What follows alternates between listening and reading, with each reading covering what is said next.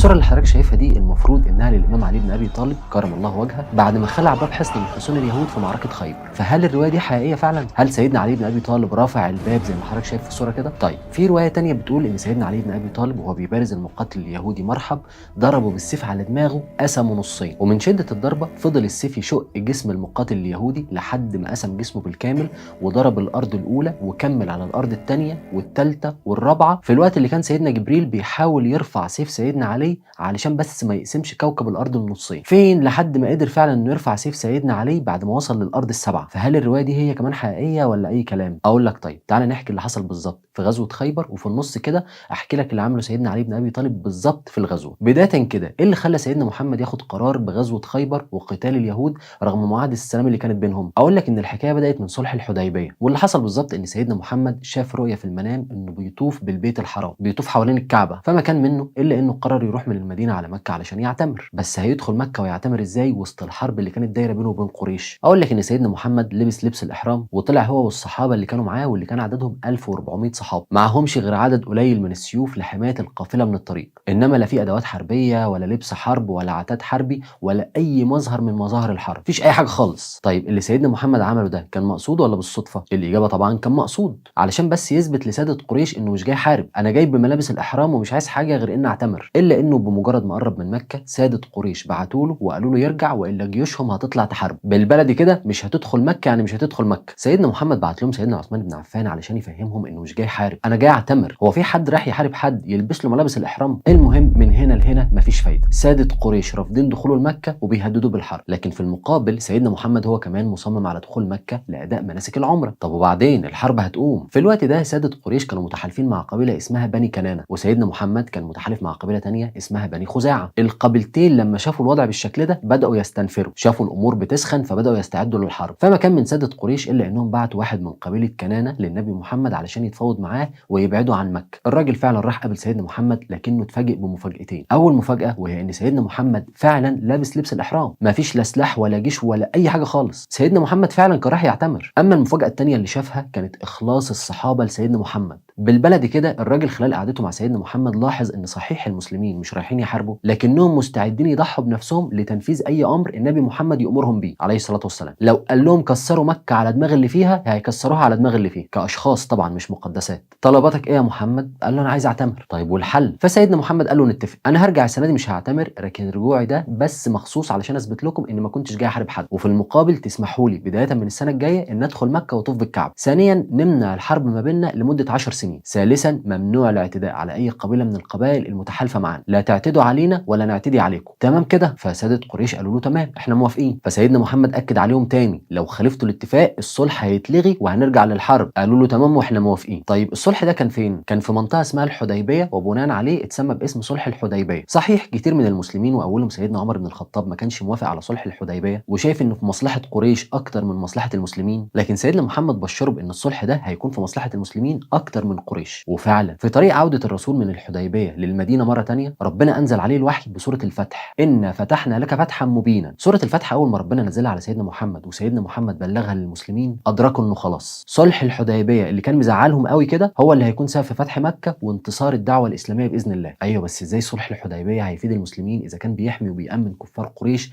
لمده 10 سنين بدون حرب او قتال؟ مش قادر افهمها دي. اقول لك ان اول استفاده حققها المسلمين من صلح الحديبيه انه ادالهم الفرصه والوقت علشان ينتقموا من يهود بني النضير. يهود بني النضير دول اللي نقضوا عهدهم مع المسلمين وحاولوا يقتلوا سيدنا محمد.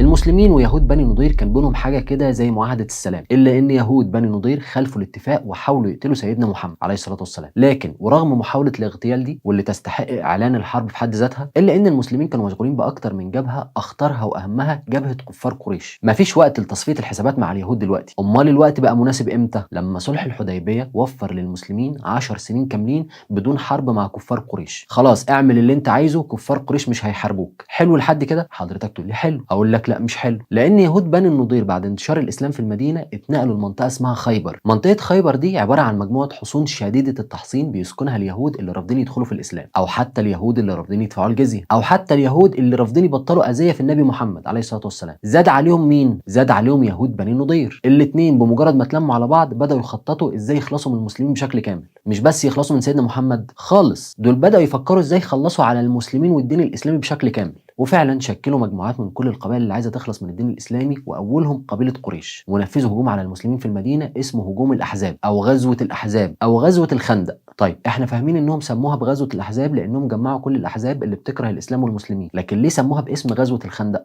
اقول لك لان الصحابي سلمان الفارسي اقترح على سيدنا محمد وقتها انه يحفر خندق كبير حوالين المدينه علشان يحميها من هجوم الاحزاب، خصوصا وان الاحزاب عددهم كان كبير مقارنه بالمسلمين وقتها، فالخندق ده اتحفر علشان يحمي المدينه من اليهود. وبالتالي هنا يهود بني نضير ويهود خيبر بعد ما كانت عداوتهم بالمسلمين مبنيه بس على الاستفزاز ومعاداه الدين الاسلامي، الموضوع اتحول لتحريض وحرب كامله، نفذوا هجوم كامل على المدينه علشان يقضوا على المسلمين والدين الاسلامي. طب يا سيدي اهي الايام لفت وعملنا صلح الحديبيه مع قبيله قريش، خلاص كده لا هيحاربونا ولا هنحاربهم. قبيله قريش تم تحييدها، وبالتالي المسلمين ما بقاش قدامهم غير مين؟ غير اليهود. واليهود موجودين فين؟ موجودين في خيبر. سيدنا النبي محمد لما بدا يحشد جيش المسلمين علشان غزوه خيبر اشترط على كل مسلم هينضم للجهاد ان يكون هو بنفسه اللي راغب في الجهاد. انا ما برغمش حد على الحرب، لو مش عايز تحارب خليك مش عايزينك. طب ليه سيدنا محمد عمل كده؟ لانه كان مدرك خطوره غزوه خيبر. يهود خيبر في الوقت ده كانوا 10,000 مقاتل من اشد المقاتلين، وده كان واضح في بيوتهم اللي حولوها لحصون كامله. منطقه خيبر كانت كلها حصون شديده التحصين، فانت رايح تحارب ناس الحرب اصلا شغلتهم، هم شاطرين في الحرب، ده غير ان عددهم كبير 10,000 مقاتل. امال جيش المسلمين كان كام مقاتل وقتها؟ 1400 بس، 10,000 قدام 1400. طيب هل نقص العدد في جيش المسلمين كان هو المشكله الوحيده اللي واجهت سيدنا محمد في غزوه خيبر؟ الاجابه للاسف لا. المشكله الاكبر كانت في المنافقين اللي كانوا بين صفوف المسلمين نفسهم. كان في واحد محسوب على المسلمين اسمه عبد الله بن ابي بن سلول، ده كان واحد من المنافقين. عمل ايه الراجل ده؟ بعت رساله لليهود في خيبر يبلغهم فيها ان محمد خرج بجيش المسلمين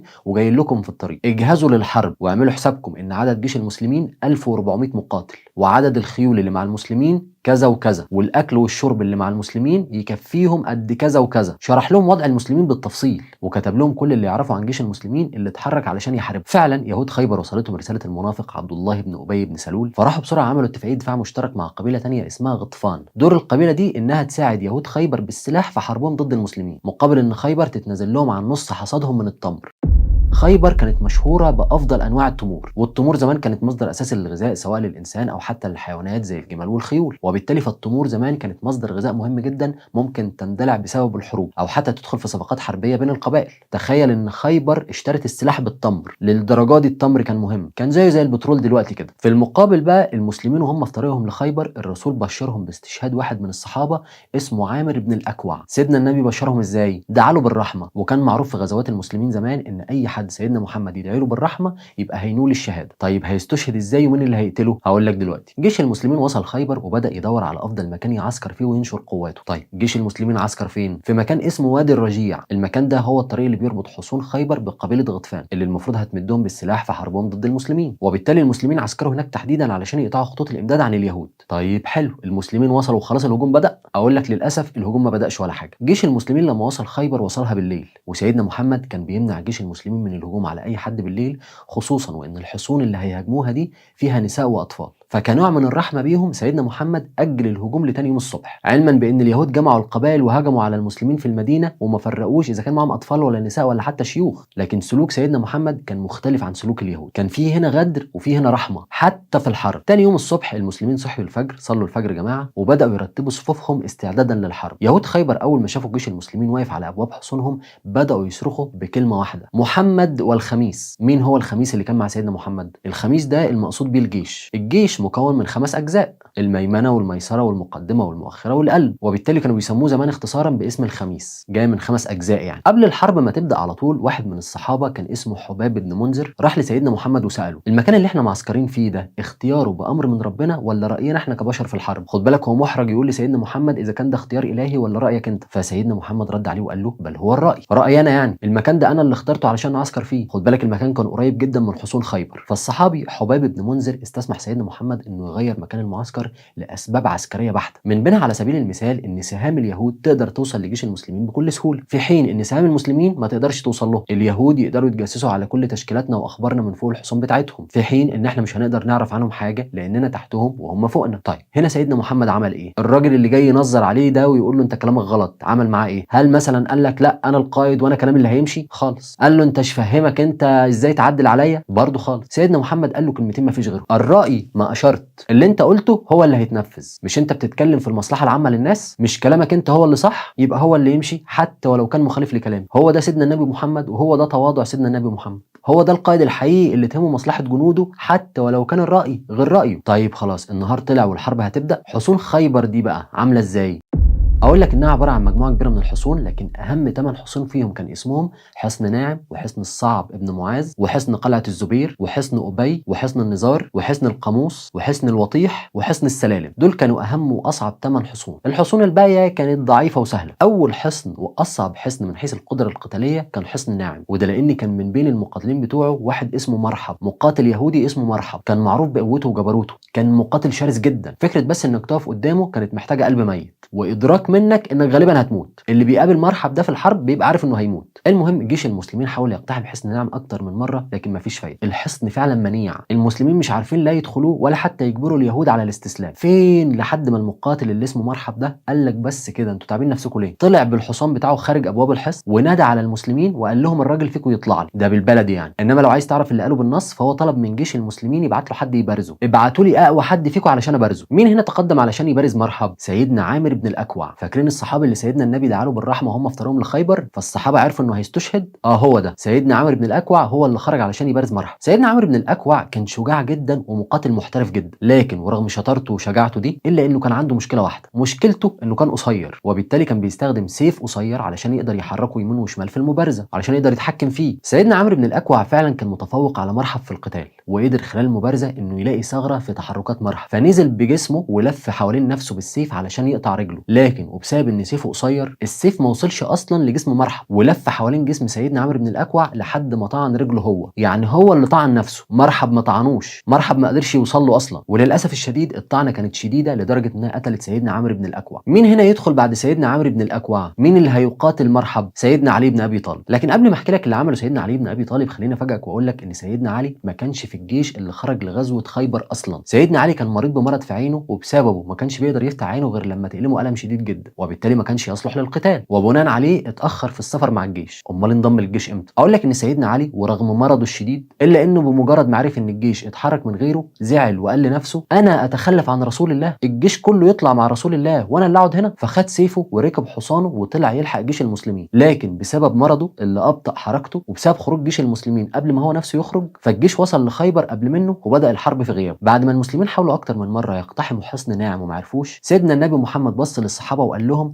لا اعطين هذه الرايه غدا رجلا يفتح الله على يديه يحب الله ورسوله ويحبه الله ورسوله. خد بالك سيدنا النبي محمد قال الكلمتين دول في غياب سيدنا علي. سيدنا علي ما كانش وصل خيبر لسه، كان لسه في الطريق، ومحدش من المسلمين يعرف اصلا انه جاي وراه. الكل تخيل انه خلاص مريض ومش هيقدر يحارب. تاني يوم كل الصحابه من اكبرهم لاصغرهم كانوا واقفين صف واحد جنب بعض، كل واحد فيهم بيدعي ربنا ان الاختيار يقع عليه، كل واحد فيهم عايز يكون هو الصحابي اللي بيحب ربنا ورسوله ومحبوب من ربنا ورسوله. الا ان سيدنا محمد ساب كل الصحابه ونادى على مين؟ على سيدنا علي بن ابي طالب. سيدنا علي صحيح كان وصل الجيش، لكن بمجرد ما وصل والصحابه لقوه مش قادر يفتح عينه دخلوه على خيمه من الخيام علشان يرتاح. فالصحابه قالوا سيدنا محمد ان علي بن ابي طالب مريض يا رسول الله، اختار حد فينا. قال لهم انا عايز علي بن ابي طالب، هاتوه حتى ولو مريض. طلع سيدنا علي بن ابي طالب ولبى الندى رغم مرضه ووقف قدام سيدنا محمد علشان ينفذ اوامره. سيدنا محمد شاف عينيه فمسح بايده عليها ودعا ربنا انه يشفيها له. بس كده بس كده، بمجرد ما مسح بايده على عين سيدنا علي خفت كانها ما كانتش مصابه من دقيقتين فاتوا.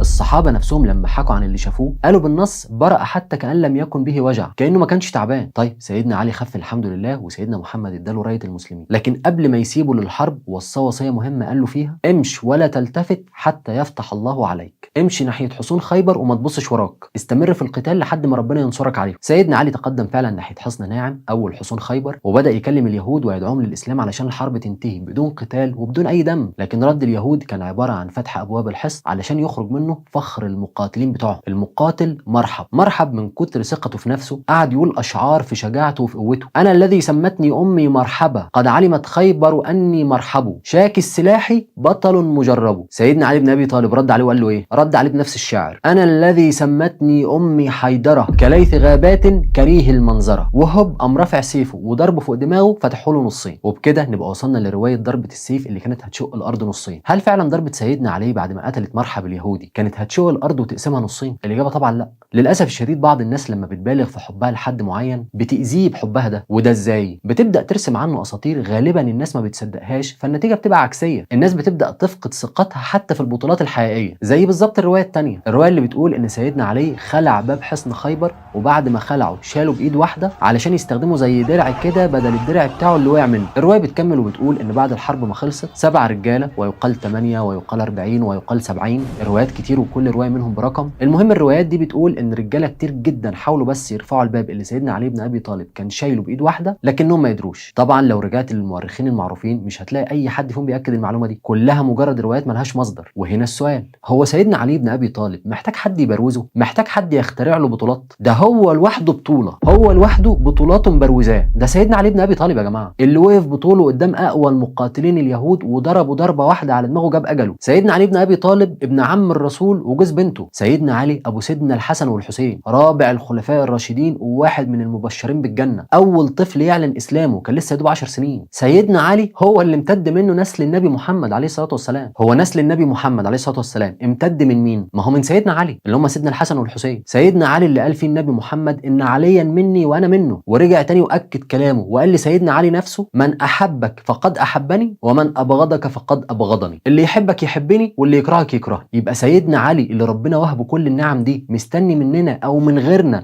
اننا نالف له قصص عشان بس نثبت انه جامد؟ لا، هو جامد بينا او من غيرنا. ده احنا بندعي ربنا انه يرزقنا جواره في الجنه، نقوم نالف له قصص تقلل من قدره بحجه اننا عايزين نرفع من قدره. هو مش محتاج لك اصلا علشان ترفع من قدره، قدره عالي بيك او من غيرك، سيبه انت بس في حاله مالكش دعوه بيه. المهم نزل المقاتل اليهودي مرحب وطلب يبارز المسلمين، فتقدم له في البدايه سيدنا عمرو بن الاكوع زي ما حكينا من شويه، فضرب نفسه بالسيف عن طريق الخطا، فكانت النتيجه انه استشهد. بعدها مين اللي دخل لمرحب؟ سيدنا علي بن ابي طالب. بعد ما وقفوا هما الاثنين يقولوا لبعض شعر، الفارس اليهودي قاعد يقول شعر، فسيدنا علي بن ابي طالب ضربوا على دماغه موته. هنا اليهودي اترعبوا، مرحب اتقتل، ده اقوى مقاتل بين اليهود. اذا كان مرحب اتقتل امال مين اللي هيحارب المسلمين؟ قال لك ما فاضلش عندنا غير اخوه. اخوه هو كمان كان مقاتل معروف بقوته.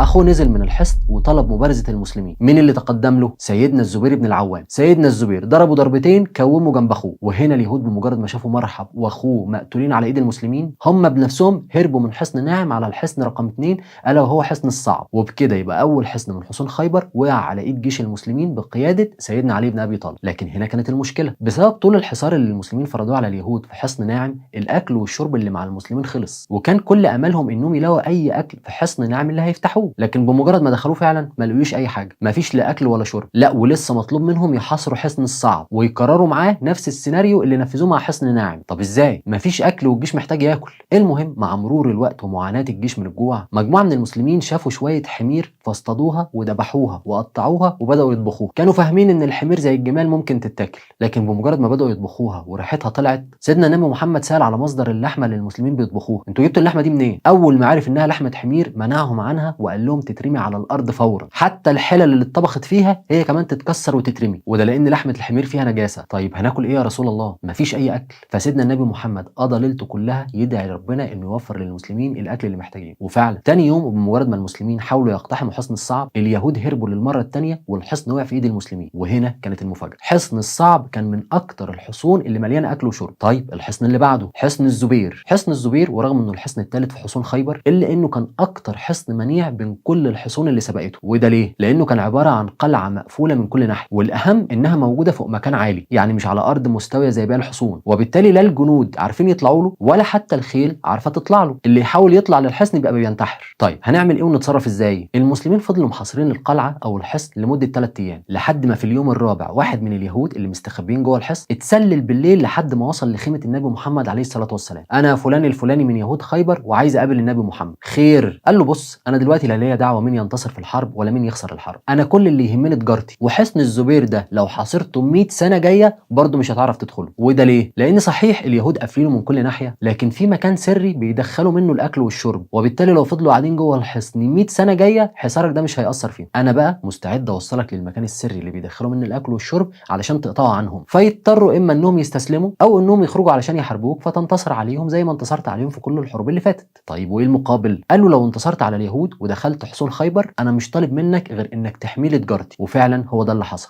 سيدنا محمد وافق على الاتفاق وقطع خطوط الامداد اللي بتوفر لليهود الاكل والميه، فاضطروا انهم يطلعوا من الحصن علشان يحاربوه. فكانت نتيجه الحرب هي انتصار المسلمين وهزيمه اليهود في ثالث حصونهم. بعدها حصون خيبر فضلت تقع واحد ورا الثاني لحد ما المسلمين وصلوا لحصن اسمه حصن النظار. ايه قصته حصن النظار ده؟ اقول لك ان الحصن ده كان شبه حصن الزبير في علوه، لكن اللي كان بيميزه عن حصن الزبير انه كان على قمه جبل، وبالتالي كل ما المسلمين يحاولوا يطلعوا الجبل اليهود يرموهم بالسهام والحجاره من فوق الجبل، فالموضوع كان صعب. اليهود نفسهم لما حسوا بعجز المسلمين عن الوصول حتى للحصن نقلوا له كل النساء والاطفال، وده كان غلط لان اليهود كان عندهم حصون تانية لسه بعيده عن المسلمين، كان ممكن بكل بساطه ينقلوا لها النساء والاطفال علشان يبعدوهم عن الحصن اللي الحرب شغاله فيه. ده حصن مهدد بالاقتحام تقوم تنقلوا النساء والاطفال، خصوصا وان المسلمين ما كانوش يعرفوا ان النساء والاطفال موجودين في الحصن ده بالذات، ما هم مش عارفين يدخلوه او حتى يقربوا له، هيعرفوا مين اللي جواه ازاي؟ فبدا المسلمين يدوروا على طريقه يقتحموا بيها الحصن. فين؟ لحد ما لقوا في حصن من الحصون اللي دخلوها مجموعه اسلحه كان من بينها المنجنيق، فبداوا يضربوا حصن النزار بالمنجنيق لحد ما جدران الحصن بدات تقع. وفورا المسلمين اقتحموا الحصن علشان يتفاجئوا بمفاجاه جديده. اليهود بمجرد ما لقوا جدران الحصن بتقع خدوا بعضهم وهربوا. حضرتك تقول لي طيب ما ايه المفاجاه في كده؟ دي مش مفاجاه خالص. اقول لك انت صح، المفاجاه ان اليهود هربوا وسابوا النساء والاطفال لجيش المسلمين. المقاتلين اليهود طلعوا يجروا وسابوا نسائهم واطفالهم بدون حتى ما يحاولوا انهم ينقذوهم او يهربوهم.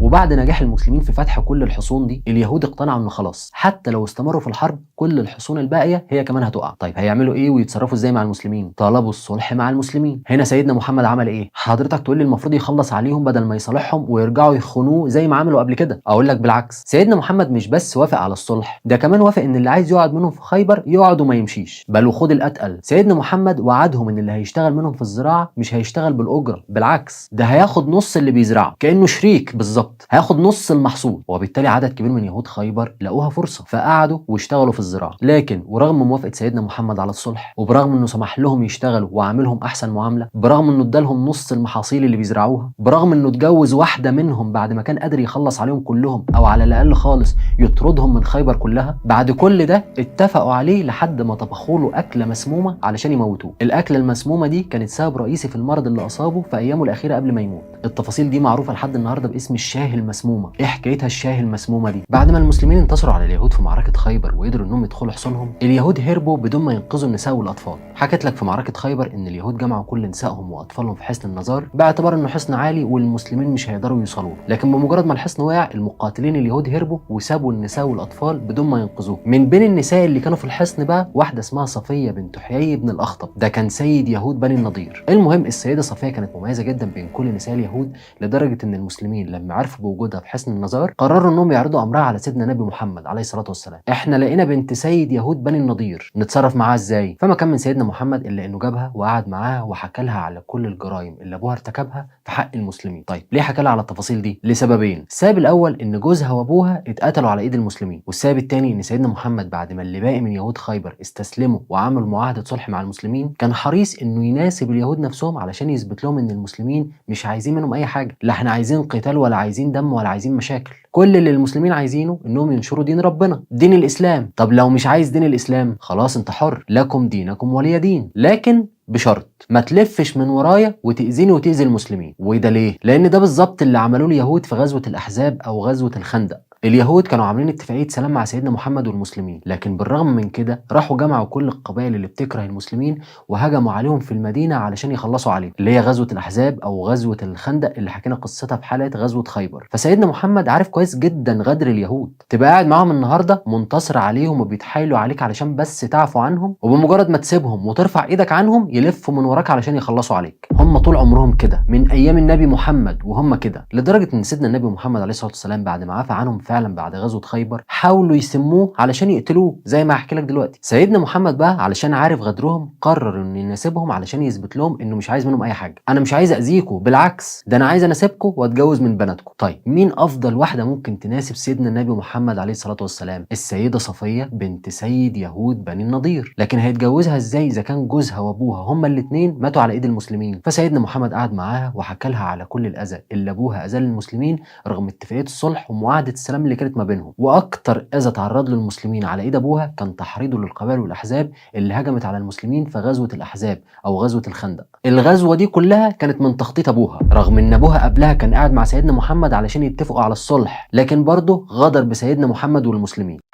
ابوها بعد ما طلع من عند سيدنا محمد روح على بيته هو واخوه، والسيده صفيه بنفسها سمعتهم وهم بياكدوا ان سيدنا محمد ده هو النبي المذكور في التوراه. سمعت ابوها وهو بياكد لاخوه ان كل العلامات المذكوره في التوراه بتاكد ان سيدنا محمد هو النبي اللي مستنيين. ومع ذلك ورغم ان ابوها عارف وتاكد ان سيدنا محمد نبي مرسل من عند ربنا، الا انه قرر يستمر في حربه ضد الاسلام والمسلمين. ودي التفصيله اللي فرقت مع السيده صفيه وخلتها ترق لسيدنا محمد، انها سمعت ابوها بنفسها وهو بياكد ان سيدنا محمد نبي مرسل من عند ربنا، فعرفت وتاكدت بنفسها ان ابوها هو الجاني وان سيدنا محمد هو المجني عليه. عرفت وتاكدت ان سيدنا محمد في كل الحروب اللي فاتت دي كان ولا يزال هو اللي بيتعرض للاعتداء لمجرد انه عايز يبلغ رساله رب العالمين، في حين ان اليهود وكفار قريش هم اللي رافضين. بيتعرض للاعتداء لمجرد انه عايز يكمل رساله النبي موسى اللي هي نفسها مؤمنه بيه وبرسالته. اللي ساعد السيده صفيه هنا بقى على تقبل فكره النبوه وحق الانبياء في نشر الاديان السماويه هي انها حفيده سيدنا يعقوب وسيدنا هارون اخو سيدنا موسى، يعني سيدنا موسى عليه السلام في مقام عمها. السيده صفيه كانت من نسل لاوي ابن يعقوب، علشان كده كانوا بيسموها حفيده الانبياء. جدها الكبير كان سيدنا يعقوب، وبعدها انحدرت من سلاله سيدنا هارون، وده معناه ان بذرتها طيبه، وبالتالي طهاره روحها اتغلبت على كل المؤامرات والكفر اللي كانت عايشه في وسطهم. طيب هنا يفضل سؤال مهم كده، السيده صفيه عرفت كل الجرائم اللي ابوها كان بيرتكبها في حق المسلمين وبسببها اتقتل. جوزها بقى هتسامح في حقه ازاي؟ المفروض كده ان بينها وبين سيدنا محمد طار بسبب قتل جوزها على ايد المسلمين. ازاي بقى هتفرط في حق جوزها؟ اقول لك ان السيده صفيه اول ما اتجوزت واحد اسمه سلام بن مشكم، ده كان فارس وشاعر بني النضير. ومن بعده اتجوزت واحد اسمه كنانه بن الربيع، ده كان صاحب حصن القاموس، حصن من اهم حصون خيبر كلها، كان راجل مهم يعني. في بدايه جوازها من الراجل ده اللي هو كنانه شافت منام او رؤيه. شافت ايه في المنام او الرؤيه؟ شافت ان القمر طلع من يثرب وبعدين وقع في حجرها. كانت قايمه من نومها فرحانه جدا لكنها مش فاهمه تفسير الرؤيه. حكت لمين على الحلم اللي شافته؟ حكت لجوزها كنانه بن الربيع، انا شفت في المنام كذا وكذا، تعرف تفسر لي الحلم ده؟ فما كان منه الا انه قام ضاربها بالبوكس في عينها مورمها لها. قال لها انت بتتمني تتجوزي ملك يثرب؟ ما هذا الا انك تتمنين ملك يثرب. ملك يثرب في الوقت ده اللي هو مين؟ سيدنا محمد عليه الصلاه والسلام. يعني جوزها قال لها ان الحلم ده معناه انك هتتجوزي النبي محمد. اهو كنانه ده بقى اللي اتقتل على ايد المسلمين. وبالتالي السيده صفيه هنا وبعد المنام اللي شافته واللي فسره لها جوزها بنفسه كانت مؤهله نفسيا ان جوازها منه هينتهي، ومن بعد منه هتتجوز سيدنا محمد اللي هو ملك يثرب. يعني ربنا جعل بشره نهايه جوازها منه وجوازها من سيدنا محمد على ايده، هو اللي فسر لها الحلم. فلما جالها سيدنا محمد وعرض عليها الجواز على طول افتكرت المنام اللي شافته واللي فسره لها جوزها. ودي تفصيله تانية خلتها ترق لسيدنا محمد وتتقبل فكره الجواز منه. طيب هو ازاي سيدنا محمد عرض عليها الجواز وهي يهوديه؟ اقول لك ان سيدنا محمد خيرها بين اختيارين، اما انها تفضل على الدين اليهودي ويرجعها لاهلها، تبقى كده رفضت عرضه بالجواز فيرجعها لاهلها وتفضل على دينها، هي حره مش هيجبرها على حاجه، او انها تدخل في دين الاسلام ويتجوز. وهنا تفصيله مهمه لازم نقف عندها ونتعلم منها. سيدنا محمد كان هو المنتصر في الحرب، ده غير انه النبي، يعني بكلمه واحده منه يقدر يعمل اللي هو عايزه. بالبلدي كده كان يقدر يجبرها على تنفيذ اوامره حتى ولو كانت ضد رغبتها، الا ان سيدنا محمد ما عملش كده. اولا قعدها واتكلم معاها وشرح لها كل الاذى اللي تعرض له على ايد اليهود واولهم ابوها، ولما شرح لها وحكى لها التفاصيل اللي كانت غايبه عنها سابها هي بنفسها تقيم وتحكم. وبعدها خيرها بين اختيارين، اما انك تفضلي على دينك وارجعك معززه مكرمه لاهلك اللي سابوك وهربوا، او انك تدخلي الاسلام واتجوزك لو وافقتي. يعني حتى بعد ما تدخلي الاسلام انت حره، تتجوزيني ترفضيني انت حره، في كل الحالات انت حره، مش هجبرك على حاجه. هي دي كانت اخلاق سيدنا محمد حتى مع اليهود. طيب هنا السيده صفيه اختارت ايه؟ السيده صفيه اعلنت اسلامها ووافقت على الجواز من النبي محمد، وبالتالي بقت واحده من امهات المؤمنين. طيب هو سيدنا محمد بعد دخولها الاسلام وجوازه منها كان بيعملها ازاي؟ كان بيعملها زي جوزها الاولاني ويضربها على عينيها لحد ما يورمها لها؟ اقول لك ان السيده صفيه لما كانت تحب تركب الجمل بتاعها، خد بالك بقى من التفصيله دي، كان بيتنلها لها ركبته علشان يعملها لها سلم تطلع عليها للجمل. دي مين؟ دي بنت كبير اليهود اللي كان بيحاربوا امبارح. هي سيدنا محمد كان بيعمل لها ركبته سلم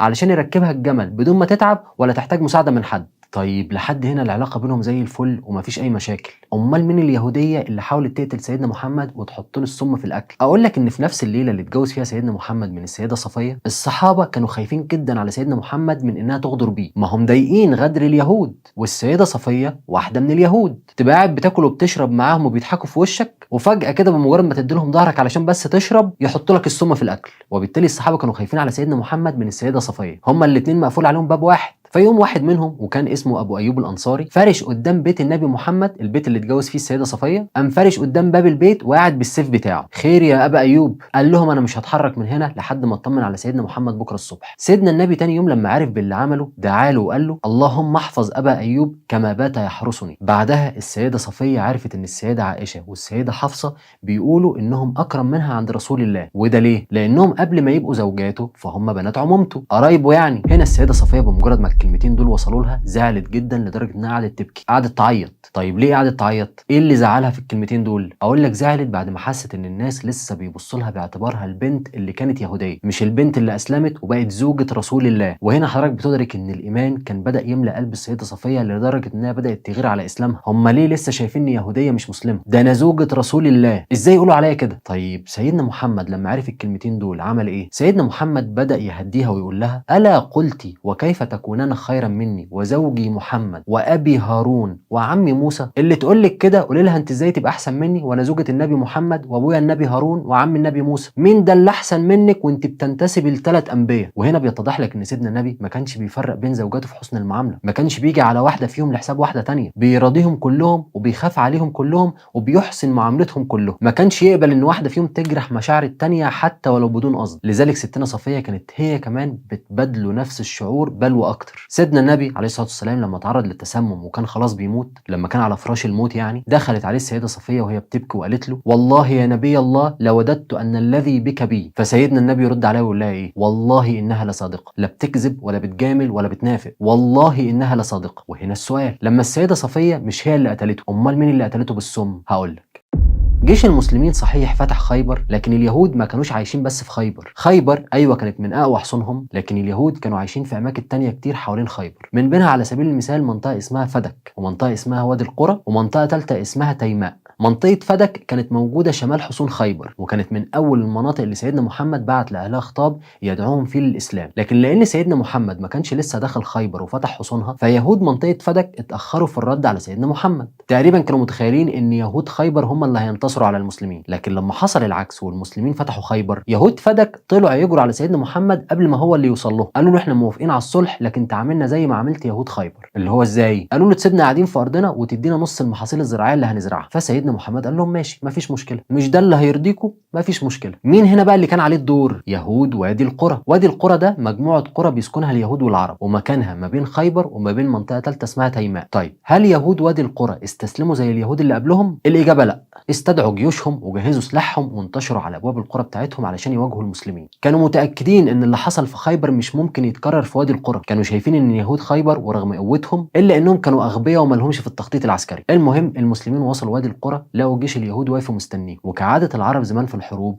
بيتقدم احسن مقاتل من هنا علشان يبارز احسن مقاتل من هنا. الكلام ده كله قبل ما الحرب تبدا، كانوا بيسموها المبارزات الفرديه. المسلمين ويهود وادي القرى عملوا كم مبارزه فرديه؟ 11 مبارزه فرديه. طيب كسبوا منها كم مبارزه فرديه؟ ولا واحده، خسروها كلها. اتقتل منهم 11 مقاتل في ال 11 مبارزه، وطبعا كانت كارثه لدرجه ان معنويات جيشهم اتكسرت حتى قبل ما يدخلوا الحرب. طب والمسلمين في الناحيه الثانيه بقى كانت معنوياتهم عامله ازاي؟ اقول لك ان بعيدا عن المعنويات فالنبي محمد كان بين كل مبارزه والثانيه يخرج بنفسه علشان يدعو يهود وادي القرى للاسلام. كفايه دم وخلونا اكلمكم عن الدين الاسلامي يمكن تقتنعوا وتؤمنوا بيه. لكن مفيش فايده، رجع تاني سيدنا محمد ما بين كل صلاه والتانيه يدعوهم للاسلام علشان يتجنبوا الحرب، لكن برضه مفيش فايده. فين لحد ما سيدنا محمد ادرك اصرارهم على قتال المسلمين فاندلعت الحرب. طيب الحرب ما بينهم استمرت كام شهر ولا كام سنه؟ اقول لك ولا كام شهر ولا كام سنه. الحرب ما بين المسلمين ويهود وادي القرى استمرت 30 ساعه، يوم ونص كده. وتاني يوم قبل غروب الشمس كان اليهود مستسلمين، خلاص اعلنوا استسلام. مين هنا عرف باللي حصل؟ مين كان واقف بعيد بيتفرج ومستني يشوف اللي هيحصل؟ يهود بني تيماء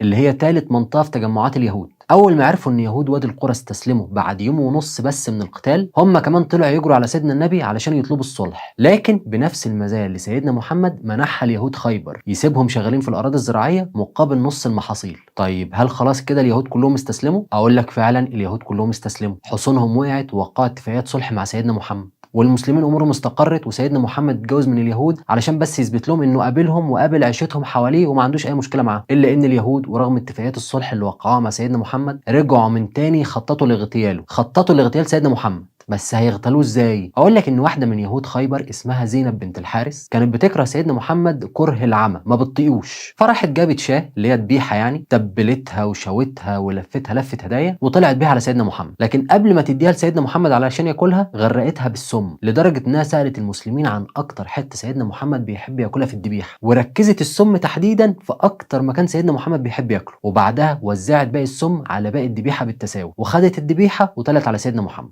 اتفضل يا رسول الله، دي هدية مني ليك. سيدنا محمد كان معروف عنه انه ما بيرفضش هدايا الناس، رغم انه ما كانش محتاج، لكنه كان بيقبل الهدايا خصوصا من الكفار علشان بس يفتح ابواب الموده بينه وبينهم، فتكون الموده دي خطوه في طريقهم للاسلام. المهم سيدنا محمد قبل الهديه من زينب بنت الحارث. طيب هياكلها لوحده؟ الاجابه طبعا لا. سيدنا محمد دعا اصحابه علشان ياكلوا معاه. من بين الصحابه اللي كانوا بياكلوا مع النبي محمد واحد اسمه بشر بن البراء. سيدنا بشر كان اول واحد ياكل من الشاه، لكن سيدنا محمد بمجرد ما بدا ياكل اول لقمه قام مطلعها من بقه تاني وامر الصحابه انهم ما ياكلوش. ما حدش ياكل من اللحمه دي. خير يا رسول الله، ايه اللي حصل؟ قال لهم ان هذا العظم لا يخبرني انه مسموم. عظم الذبيحه نفسه نطق وقال لسيدنا محمد انه مسموم، لكن خليه فاكر ان سيدنا محمد كان حط حته اللحمه في بقه خلاص، هو صحيح ما بلعهاش لكن حطها في بقه. سيدنا محمد جاب زينب بنت الحارث وسالها انت حطيتي سم في الاكل؟ ردت عليه بكل صراحه وقالت له اه. ليه عملت كده؟ ده احنا بينا وبينكم عهد. فقالت له حبيت اتاكد اذا كنت فعلا نبي مرسل من ربنا ولا لا. قال له هتعرفي ازاي؟ قالت له لو نبي مرسل ربنا هيقول لك وهيحذرك، ولو مش نبي وبتضحك علينا نبقى خلصنا وارتحنا منك. طيب هنا النبي محمد عاقبها ازاي؟ اقول لك ان النبي محمد عفى عنها وما عملهاش حاجه، قال لها روحي وامر الصحابه ان ما حدش يقرب لها، لكن بعد ما مشيت سيدنا بشر بن البراء اللي اكل من الشام مع سيدنا محمد هو اللي مات. فاهل سيدنا بشر طلبوا القصاص، ما الناس كلها عرفت مين اللي حط السم في الاكل، فاهل سيدنا بشر راحوا لسيدنا محمد وقالوا له عايزين حقه، عايزين القصاص يا رسول الله. فسيدنا محمد امر بالقبض على زينب بنت الحارث وتسليمها لاهل سيدنا بشر علشان يقتصوا منها. عملوا فيها ايه؟ قتلوها زي ما قتلت سيدنا بشر بن البراء. لكن ما كانتش دي المشكله، المشكله ان حته اللحمه الصغيره اللي سيدنا محمد دخلها في بقه، ورغم انه ما كلهاش خرجها من بقه تاني قبل ما يبلعها، الا انها نقلت السم لجسمه، لسانه كان امتص السم. طيب ليه ما ماتش في لحظتها؟ ربنا هو اللي حفظه لحد ما يكمل رسالته وينشر دين الاسلام. يعني غزوه خيبر دي كانت سنه 7 هجريه، الوقت اللي حصلت فيه حادثه الشاه المسمومه، وسيدنا محمد مات فعليا سنه 11 هجريه. طول الوقت ده بقى السم موجود في جسمه، لكن ربنا مأجل مفعوله. طب ليه ربنا ما نجاش سيدنا محمد من السم؟ لسبب مهم جدا هقول لك عليه دلوقتي، لكن بعد ما احكي لك اللي قاله وهو بيموت. سيدنا محمد وهو بيموت قال ايه للسيده عائشه؟ يا عائشه ما ازال اجد الم الطعام الذي اكلته بخيبر. هو بنفسه قال للسيده عائشه ان الالم اللي حاسس بيه وهو بيموت كان بسبب السم اللي اتحط له في الشاه المسمومه. طيب ليه ربنا ما نجاش سيدنا محمد من السم؟ لان ربنا اراد ان سيدنا محمد يموت شهيد، ربنا اراد ان سيدنا محمد ينول اجر الشهيد، ربنا اراد انه يقابل وجه كريم ويسكن اعلى درجات الجنه برتبه شهيد، ومش اي شهيد، ده شهيد من الانبياء. دي درجه ما يعرفش مقامها عند ربنا غير ربنا نفسه، هو لوحده اللي بيحدد اجرها وثوابها ومكانتها في الجنه. طيب السيده عائشه كان ردها ايه على حادثه الشاه المسمومه؟ قالت ايه لما شافت سكرات الموت على سيدنا محمد عليه الصلاه والسلام؟ اقول لك ان اللي قالته درس لازم كلنا نتعلمه، لان كتير من الناس للاسف الشديد فاهمه سكرات الموت غلط. اسمع السيده عائشه قالت ايه، وسيدنا النبي محمد نفسه وصف سكرات الموت وقال ايه. السيده عائشه بعد ما شافت سكرات الموت على سيدنا محمد ومعاناته منها قالت بالنص: فلا اكره شده الموت لاحدا ابدا بعد رسول الله. الكلام ده معناه ايه بالبلدي كده؟ معناه انها بعد ما فهمت يعني ايه سكرات الموت والمرض اللي بيسبق الموت على سيدنا محمد، ما بقتش تزعل لما تشوف اي حد مريض بمرض الموت، ما بقتش تزعل لما تشوف اي حد بيعاني من سكرات الموت. وده ليه؟ لان النبي محمد عليه الصلاه والسلام هو نفسه اللي قال ان شده المرض اللي بتسبق الموت اللي هو مرض الموت، يعني كل ما بيشتد على الانسان فده معناه حاجه من اتنين: اما ان ربنا بيكفر عن ذنوبه في الدنيا علشان يقابل ربنا نضيف لان ربنا عايز يسكنه درجه عاليه في الجنه، او لو ما فيش ذنوب في الدنيا زي الانبياء مثلا فيبقى المرض هنا الغرض منه رفع درجته في الجنه. سيدنا النبي محمد بيقول ايه في الحديث الشريف: لا يصيب المؤمن شوكه فما فوقها الا رفعه الله بها درجه وحط عنه بها خطيئه. ويرجع تاني سيدنا النبي ويكرر ويقول: اشد الناس بلاء الانبياء ثم الامثل فالامثل يبتلى الناس على قدر دينه. يعني ربنا لما وزع الابتلاءات على الناس وزع النصيب الاكبر من الابتلاء على الانبياء. وده ليه؟ لان من شده ايمانهم هيقدروا يتحملوا الم المرض والابتلاء ايا كان نوعه او شكله، سواء كان مرض او غير مرض. طيب مين بعد الانبياء اللي ربنا هيختبروا بالابتلاءات والمرض؟ الناس اللي درجه ايمانهم اقرب للانبياء. كل ما تلاقي البني ادم اللي قدامك المرض متمكن منه، خليك على يقين ان البني ادم ده ربنا هو اللي امر المرض يتمكن منه. ليه يا رب؟ لسببين. السبب الاول انه يطهره من اي ذنب ارتكبه في حياته لانه عايز يكرمه في الجنه، او السبب الثاني وهو ان الراجل ده ما عندوش ذنوب ولا حاجه، او حتى ذنوبه قليله وما تستاهلش المرض ده كله، لكن ربنا اراد انه يبتليه بالمرض علشان يرفع مكانته في الجنه. ربنا من كتر ما بيحبه عايز يرفع مكانته في الجنه اكتر واكتر واكتر، فابتلاه بالمرض اللي يتعبه ويؤلمه ويعذبه، فتكون النتيجه انه ينطبق عليه حديث النبي عليه الصلاه والسلام: لا يصيب المؤمن شوكه فما فوقها الا رفعه الله بها درجه. انا عارف ان المرض تعبك بس ما تقلقش، انا عارف ان المرض وجعك بس ما تزعلش، انا عارف ان المرض اتمكن منك بس انت مش فاهم. المرض اللي كان وجعك ده هو الباب اللي هدخلك منه لاعلى درجات الجنه. المرض اللي كان وجعك ده هو اللي هيميزك بيه عن غيرك في الجنه. ايوه يا رب، بس الناس فاكره انك ابتليتني بالمرض علشان انا وحش، الناس فاكره انك ابتليتني بالمرض علشان ما بتحبنيش، الناس مش فاهمه وشمتانين فيا. فيقوم ربنا يقول لك: قول لهم ان سيدك النبي محمد هو كمان المرض وجعه. قول لهم ان السيده عائشه لما شافت معاناه النبي محمد مع المرض وسكرات الموت ما بقتش تزعل على مرض الناس، بالعكس دي فهمت ان المرض وسكرات الموت كل ما زادت كل ما درجه اصحابهم في الجنه هي كمان زادت. سيدنا النبي لما المرض زاد عليه واشتدت عليه سكرات الموت وصل لدرجه انه ما بقاش يقدر يتكلم. خلاص سيدنا النبي من شده المرض عجز عن الكلام، كان بيشاور بس، وحتى ايده بعد شويه وقت ما بقاش حتى يقدر يرفعها. سيدنا عبد الرحمن بن ابي بكر اخو السيده عائشه لما دخل على سيدنا النبي شاف في ايده سواك، لكن لانه ما كانش بيقدر يتكلم بسبب المرض فضل باصص للسواك لحد ما السيده عائشه فهمت انه عايز السواك، فخدته من سيدنا عبد الرحمن وادته لسيدنا النبي محمد. لكن سيدنا محمد علشان ما كانش قادر يستخدمه من شده المرض ما كانش قادر يستخدم السواك، فالسيده عائشه فهمت وخدته وبدات تلينه باسنانها الاول علشان بس سيدنا محمد يقدر يستخدمه. سيدنا النبي محمد كان وصل لمرحله من المرض وسكرات الموت ان ايده خلاص ما بقاش يقدر يحركها، يعني لا قادر يتكلم ولا قادر يحرك ايده. وهنا كانت المشكله، لانه كان متعود في بدايه مرضه انه يقرا المعوذتين في ايده وبعدها ينفخ في ايده وبعدها يمسح على وشه، لكن مع شده المرض ما بقاش قادر يحرك ايده. فالسيده عائشه رضي الله عنها وارضاها يا رب بقت هي اللي ترفع ايده وتقرا فيهم المعوذتين وبعدها تنفخ فيهم وبعدها تمشي ايده على وشه زي ما كان يعمل في بدايه المرض لما كان لسه بيقدر يحرك ايده. طيب كل اللي حصل في مرض النبي محمد ده معناه ايه؟ معناه انك لما تشوف بني ادم اشتد عليه المرض اوعى تفتكر انك احسن منه، بالعكس ده ممكن يكون زيه زي النبي محمد او اقل منه درجه، تطبيقا لحديث النبي محمد اللي قال فيه: اشد الناس بلاء الانبياء ثم الامثل فالامثل يبتلى الناس على قدر دينه. لما تشوف حد اشتدت عليه سكرات الموت اوعى تفتكر انك احسن منه، بالعكس ده ممكن يكون زيه زي النبي محمد او اقل منه درجه، تطبيقا لحديث النبي محمد اللي قال فيه: لا يصيب المؤمن شوكة فما فوقها إلا رفعها الله بها درجة. اوعى تغرك نفسك وتفتكر انك احسن من غيرك لمجرد انك لسه بصحتك.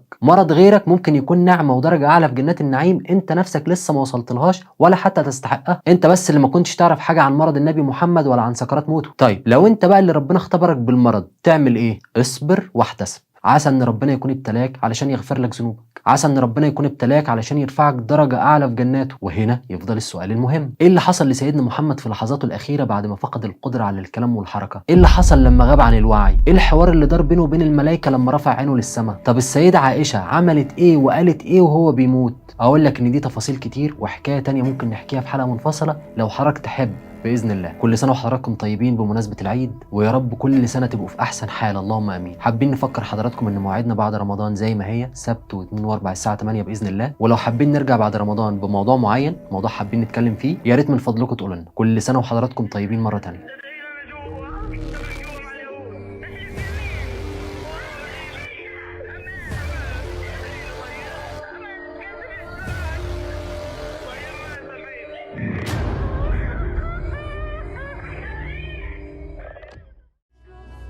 To win, first you have to know whose side you're on. The world is run on secrets.